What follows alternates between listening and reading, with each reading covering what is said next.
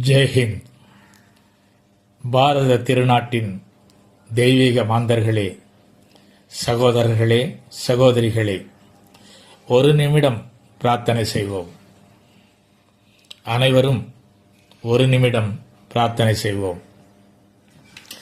வெற்றி மேகம் சூழ வேண்டும் பாரத நாட்டை, வெற்றி முரசு கொட்ட வேண்டும் பாரத நாட்டில், நம் வீர தீர சாகசங்கள் பேச வேண்டும் அந்நிய நாட்டில், நாம் கூறும் வாழ்த்து உரமாக வேண்டும் வீரர்கள் தோளில். அப்துல் கலாம் அறிவு உலகம் அறிந்தது போல, அறிவியல் விஞ்ஞான நுட்பம் வான் வெளியில் காட்டுவோம்.